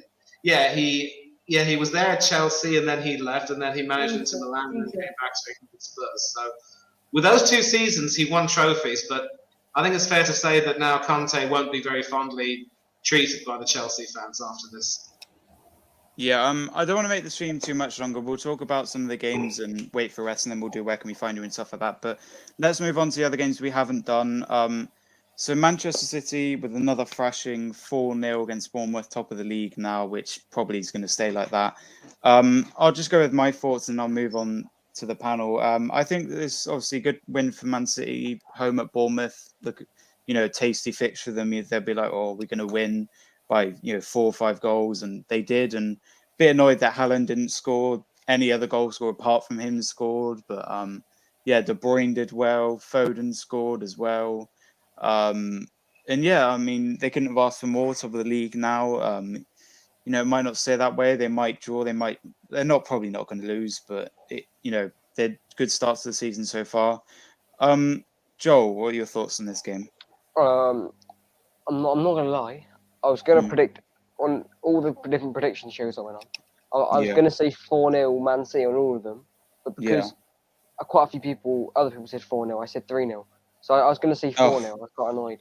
I thought it was going to be 4-0, but I just put 3-0 because of other people. But yeah, it was quite expected from Ham and Bournemouth. Obviously, Haaland not scoring was a shock. So I made him my captain. But, it was always expected for them to batter them. Man City going to win the league. Bournemouth probably get relegated. And yeah. Hanno, do you want to talk about this game? Man City, obviously, expected to win this game. I'm so angry at Bournemouth. I say 3 flipping now. Why but to go and make it freaking own goal? But I'm glad Ireland didn't score, so my prediction is still intact. Yeah. For him to get under 10 goals. But honestly, we need to go. Yeah, Manny, your thoughts on the City game, then we'll move on to the last few games, then we'll talk about the Liverpool game as well. Oh, you're muted. So, just a few sentences. City look to be a good all-round team, even without Haaland, they can score goals. Championship contenders. Bournemouth, I think they proved that they overachieved against Aston Villa. Did you say Championship or Champions League? Championship, Premiership contenders. I didn't say Champions League. Yeah, you said Championship. You said things. I said Champions League. We haven't started the Champions League yet. So they are definitely Premiership contenders. Bournemouth overachieved against Aston Villa. They're candidates for relegation. And if it weren't for that Jefferson Lerma own goal, I would have had another correct prediction. I predicted 3-0. It ended up being 4-0. But as expected, no more comments necessary. Yeah. Okay. Well, I'm gonna have my dinner soon, so let's move on to the few other games, and then we'll move on to the Liverpool game. What other games have we done? I think we've just got one more game left. I think we've got the. Did we do Brighton Newcastle? Did we do that? No, we didn't. We were saving the Man United one. We were saving the Man United one for a rest, but no, we already done the Man United one, didn't we? Yeah, I was waiting for a rest to talk about it, but he hasn't come back. So no, but we'll move on to this, and then we'll talk about the Liverpool game, and then we'll probably do where can we find you, and unless the restaurant's back, and we'll talk about that. But yeah, another 0-0 game, another boring game. Obviously, the Wolves-Fulham game was 0-0. I was expecting maybe Newcastle to win this game. They're contenders for top 10. I think Brighton. I predict them finishing quite low, although they did do okay last season. Yeah, my thoughts is you can't really talk much about a 0-0 game. There could be possibly like penalty saves and near misses, and missed free kick, red card or whatever. But obviously there's no goals to talk about. There's no man of the match really, unless it's a clean sheet with the goalkeeper or whatever. But yeah, boring game. And I think I probably would have predicted 0-0. What, it wasn't boring, was it? No. There's loads of controversy. Let me show you this. I changed the setting. Joel, what's your thoughts on this game? Obviously I didn't watch it, but I don't know. It looks boring. 0-0. I've not much to say about it, but I thought Newcastle would win. Yeah. Obviously they both won last week, so I think both will obviously both going to stay up. I don't even know why I said that, but actually, some people thought Brighton could go down, but they won't go down. They're good enough to stay up. They're good enough to finish like top 10, I think. No, top mid-table. Yeah. Yeah. Okay. Manny, we'll move on to you now. And then we'll talk about the Liverpool game. We'll just do a short preview for that game. Okay. Another 0-0. What are your thoughts on this game? Not really much to talk about, but have you got anything to say about it? Didn't see it, but Brighton looked to have dominated that game and could have won had it not been for a few good saves and one goal line clearance from Fabian Schär. But both teams definitely look very cohesive, very strong indeed. Brighton have recovered well from losing Cucurella and Basuma as well. And Newcastle's new acquisitions have done quite well. Both teams should comfortably finish in mid-table. Maybe Brighton could even finish higher. And Potter continues to impress me as a manager with his tactical nous. So he could be an option for Arsenal, hopefully, if Arteta leaves. And that's pretty much it. Cancel each other out. Both teams should have good seasons. See how it pans out. Yeah, so that's all the games. But we'll move on to the Liverpool game. And because my mum said she's making dinner, so it's probably going to be done soon. So we won't do like flop of the week and stuff like that. We'll save that for next week. We might, talk about that. And if Arrest doesn't join back, I'll do his Where Can We Find You? But let's do the Liverpool short preview. We'll talk about maybe predictions and about, who's maybe going to score and stuff. But yeah, obviously all 9 games out of 10 have been played. But today, 8 p.m, Sky Sports, if from the UK, it's Liverpool versus Crystal Palace. Obviously, Liverpool favourites at home. They drew their last game. Obviously, they were away and Mitrovic masterclass. But yeah, we'll talk about this game. So, Joel, do you want to talk about the game and your prediction for the game, Liverpool Palace? Joel, you there? Oh, hello. Yeah, hello. Oh, yeah, hello. Yeah. Just to say before I do that, RS is joining right now. He just asked me he said, yeah, joining now. Are you still streaming? I put, yeah.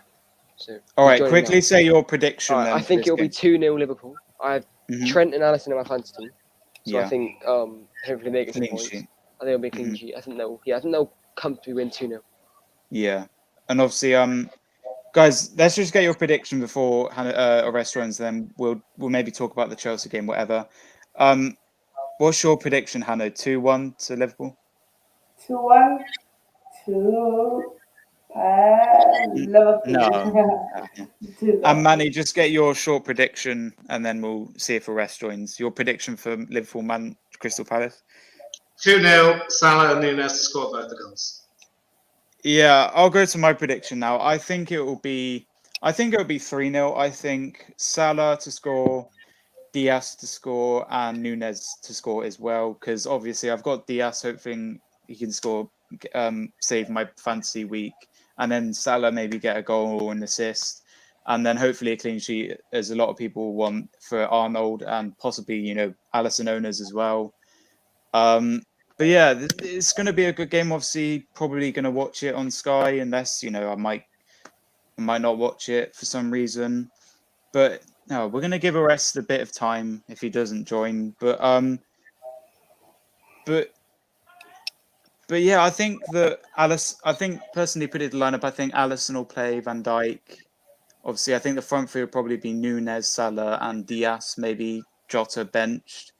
And then I think maybe Henderson will play. Let me just read out what put the lineup, I think, and then. But obviously, Palace, it's a bit unfair to rule them out. I mean, they're not going to do well. But Alisson in goal, I think, will be Robertson, Van Dijk, Matip, Arnold, Henderson, Fabinho, Elliott, Diaz, Salah, and Nunes. And they've got quite a lot of players out. actually Jota's out. Tsimikas, Ketia, and Thiago are doubtful. Chamberlain's out. Konate is out. Curtis Jones is out. Harry Davis and Kelleher is out as well. So they've got a few people out, and I think Palace will play a strong lineup. Obviously, just lost to Arsenal, so they'll be looking to get their first win on the ball. Both teams looking to get their first win as well. Obviously, Liverpool draw into Fulham, shock draw as well.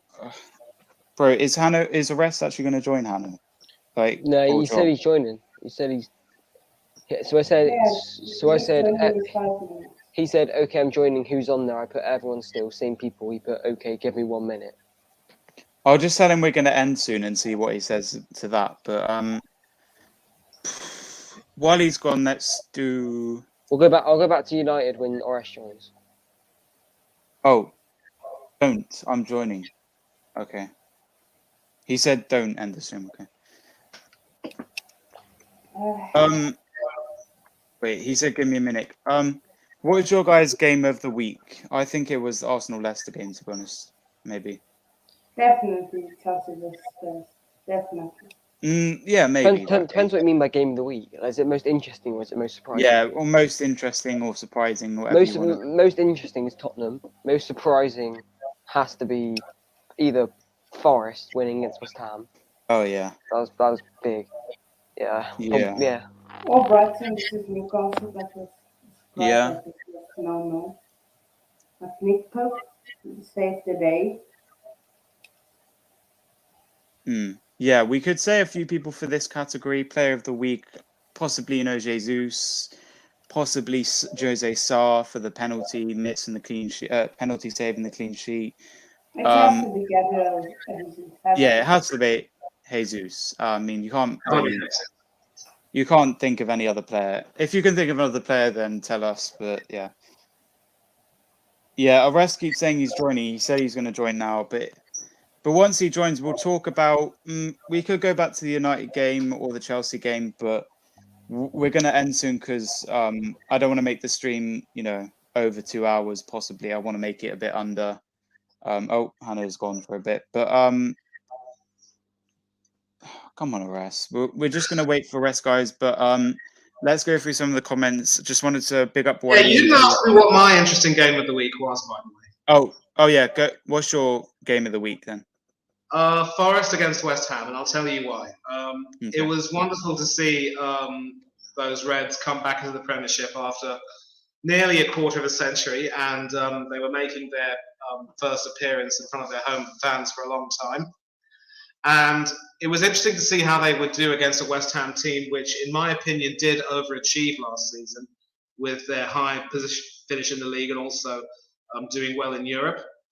But Forest really impressed me, and they responded brilliantly to that defeat at Newcastle.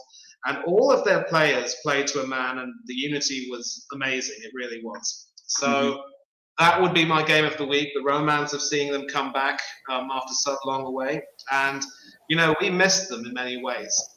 And it was a story for the romantics, if you will, and that's why that would be my game. Yeah. So let me just go back to bigging up people in the comments. Big up Waleed, Arsenal fan from Wrestle Football, so he's a co-host. Also big up Ravel. I don't know how to say your name for the comments. He says Zinchenko 7. Ravel Burton. Okay. Saliba 7. He said, "Man, what's he talking about? Not good enough." Don't know who he's talking about there. I'm not sure. I think he was speaking to DJ Elliott about saying that Ben White wouldn't be good enough. He happens to rate Ben White quite highly. This guy. I don't rate Ben White. He said Ben White is a 6.5 or a 7. He said, "I don't know why you guys don't like Ben White, man." Coach just gone and said, "Ravel, I love him. Great work he has done." Asana. What's Asana? Asana. Yeah, but you don't say Asana. Have you not seen the video, Ollie? What video? That's all in the Is that? Is someone say Arsenal or something? No, he was reading out the names, wasn't he? Oh. So something like that. He was reading out the names and he said Asna. Oh, right. And then we're going to end this soon, but if you guys just want to get your last minute say, the link I've pinned in the chat. So come join, whether it's your debut on the channel, whether you've been here for a while, or whether you just want to join and get your thoughts on the game.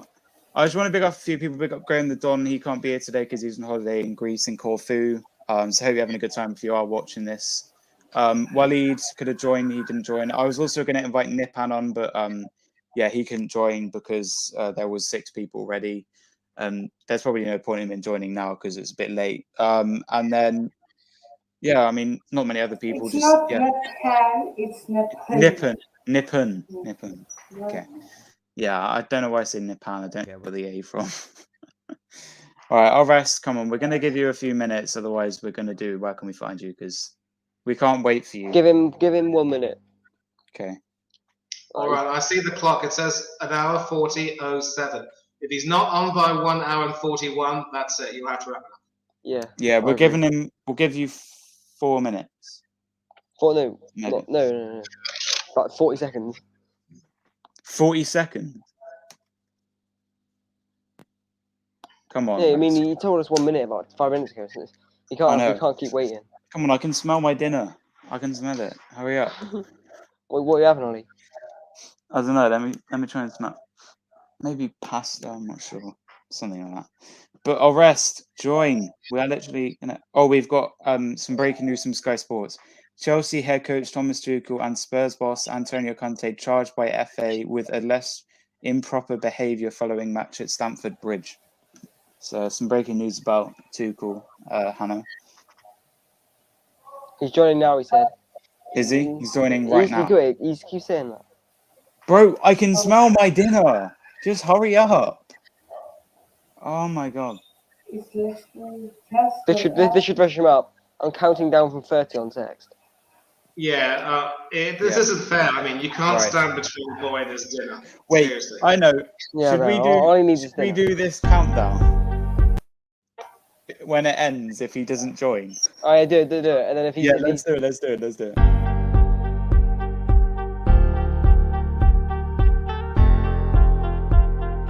Quick rest. Forrest, where are you? Say it easy. United suck. United getting relegated. It ain't easy. You see it? Finally, Red. Right. rest. Ollie's hungry. Yeah, I can literally smell my dinner, bro. All right, go back to Man United then. All right, let's go back to the Man United. And then, and then we're going to do Where Can You Find? Because I literally have to go. He's frozen. Joe, to be quiet. He's got the same amount of fingers up as Man United will get points this Can season. you guys hear me? Yeah, we can hear. Yeah. No, we can't hear. Oh my god. No way. No. If he doesn't join again in a while, I'm literally going to have to. Oh, we'll give him until 43, and then that's the last chance. 40 minutes, Yeah. 20 seconds. He has 20 seconds to join back. Wait, let's do that. Oh, he's back again. There we go. All right. There we go. There you go. Please, don't get rattled. Let me have my own one. As I said before, I'm just going to copy and paste it. Okay, 28. Luke Shaw is not good enough. I've said Yeah, I've got 5 minutes. Okay, come on. 30 seconds. Hurry up. Nah, but Luke, I don't know. Arsenal, you guys can have a Luke Shaw if you want, because he's not good enough. Nah, we'll pass, thanks. Nah, we're all right. We got Zinchenko and Tierney. You know what, Joe? Yeah, you need to stop believing one report. Yeah, listen, I'm gonna call you up. Yeah, this guy believed the report that had 1 like on an Instagram post. 1 like. 1. I mean, if Bridge Romani could have 1 like. Think people can blame Turner all they want because that's fans for you. They expect a manager. Have we done about Chelsea yet? Yeah, we have. After this, we're going back to Chelsea. As I said, Ten Hag needs time. Come For on. me, he needs a couple more transfer windows for me. Because, look how Arteta, mate. He's got so many transfer windows. He's got, correct me if I'm wrong, 450 million he spent since he's here. Eric, 10 months. All right, Joe, you shut your mouth. But you can't talk about Arteta when you just lost 2 games. No, I'm not talking. With 10 Whoa. Okay, I'm not talking bad about let him just run for 3 more minutes and then we can transition over. And He's rising. Just like Man United season. How about we end the live now and we'd make an Instagram live later or something talking about Man United. Yeah, how about we say that? If you want to go live, because then How- you can have your dinner and stuff, and then We end go back on later. stream and do He'll probably join back. a live. If he doesn't join back in a bit, then yeah, it's the final straw, Arrest. I'm not shouting you out, but Arrest, if you don't join in the next minute or so, we are ending the stream and doing where can we see. There we go. I have to go now. Great. All right, we're gonna end the stream. Just end the stream. Yeah. Okay, we'll do it as fast as we can. Joel, where can we find you on Instagram? You can find me on joel.d07 on Instagram. That's it, really. Yep. Hanno, YouTube and Instagram. Coach's Corner on YouTube, _coach_corner on Insta, _coach corner on Twitter. Manny, where can we find you on Instagram? If you have YouTube, possibly wherever you can find you. Okay, no YouTube as of yet. You can find me on a few other channels. Instagram ID is Manny Thangarai 1981. That's my full name and my year of birth. You can also catch me on Twitter at Thangarai 1981. And I'm a lot more active with regard to football on Twitter. Hi, Nelly. Okay. Arrest. Hi, Nelly. Yeah, solo. Arrest. We had a thought of doing an Instagram live later. Do you want to do that instead of talking now? Probably. Depends who All joins right, though. yeah. Who's joining that? Who wants to join Instagram live? Anyone? I'll create one later. Yeah, Joel. All right. Create it before the Crystal Palace game, but after my dinner. Yeah. Where can we find your Arrest on YouTube and Instagram? Where you can find me is pretty obvious in my name, or it's football. I don't know if I did a shout out for him 200, but listen, I'm one away from 230 anyway. But yeah, every stream we're gonna see new panels coming on. Obviously, I don't know if you guys seen it, but Marnie and Leon are now permanent hosts for the terminal. So you're gonna see their faces a lot. You can find me at or on YouTube, on Instagram. Before you exit, Chelsea are shit. Arsenal, you're not getting top 4. Thomas Tuchel is a United are going. Ten Hag out already. United You can find me at Odegaard fan page. Finally, you can find me, Deep Sinclair, on YouTube. Road to 1K. We're 24 away now, and Instagram is Ollie. Yeah, Aaron Ramsdale _ fan page 1, and also Before you end it, let's exit. Yeah, what's your thoughts Tuchel Conte battle? What's your thoughts on that? Conte taking. Listen, I don't know. Tuchel said taking after the game. holiday. Tuchel said when you shake hands, you look at each other's heads like, come on, man. I mean, to be fair, Tuchel thinks it was prime Mourinho celebrating in front of Conte, but okay, we don't have time for this. yeah. Ollie is hungry. Ollie is hungry. United All right, game guys. top Yeah, 4. we'll see you in the next In the video. Champions League I season. might be doing a YouTube video as well. Follow my Instagram. Subscribe. Alright. Big up Marnie. Stay for me. Outside with news, we United give game. Yo, the flip flopper. Yo, the flip flopper. United, sir. United game top 4. Ollie likes big balls in his mouth. I'm glad you came. Championship. Alright, ciao.